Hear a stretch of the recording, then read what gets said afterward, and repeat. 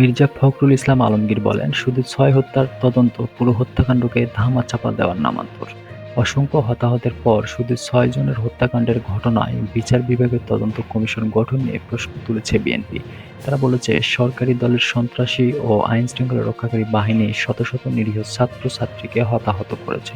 অথচ বিচার বিভাগের তদন্ত কমিশন সরকারের ইশারায় শুধু ৬ জনের হত্যাকাণ্ড তদন্ত করবে, যা পুরো হত্যাকাণ্ডকে ধামাচাপা দেওয়ার নামান্তর।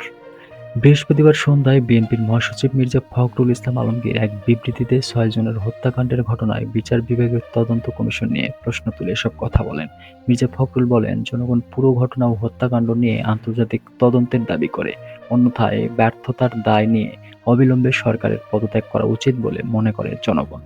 বিবৃতিতে আইনশৃঙ্খলা রক্ষাকারী বাহিনীর নিহত সদস্যদের জন্য সরকারি অর্থ সহযোগিতার কথা উল্লেখ করেন বিএনপির মহাসচিব।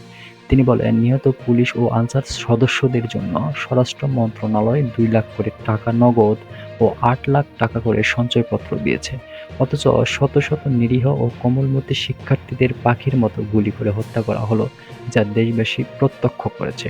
মির্জা ফখরুল বলেন, যারা এই হত্যার সঙ্গে জড়িত তাদের বিচারের আওতায় এনে দৃষ্টান্তমূলক শাস্তি প্রদানের জোর আহ্বান জানাচ্ছি। পাশাপাশি নিহত ব্যক্তিদের পরিবারগুলোকে যথাযথ ক্ষতিপূরণ দেওয়ারও দাবি করছি।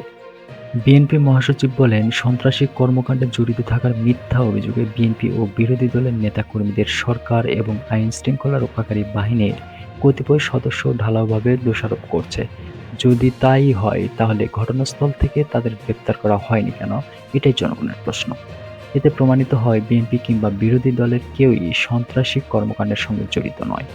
সরকার তার নিজস্ব বাহিনী দিয়ে রাষ্ট্রীয় স্থাপনাগুলো ক্ষতিসাধন করেছে বলে বিবৃতিতে দাবি করেন মির্জা ফখরুল। তিনি বলেন, এই ক্ষতিসাধনের মধ্য দিয়ে একদিকে সরকার দুর্নীতির পথ প্রশস্ত করেছে, অন্যদিকে জনগণ ও বিশ্ববাসীর কাছে বিএনপি সহ বিরোধী দলগুলোকে হেয় প্রতিপন্ন করার অপচেষ্টা চালানো হচ্ছে। সে সঙ্গে বিরোধী মতের নেতাকর্মীদের গ্রেপ্তার ও নির্যাতনের পথ তৈরি হয়েছে, যা প্রধানমন্ত্রীর বক্তব্য থেকে বোঝা যায়।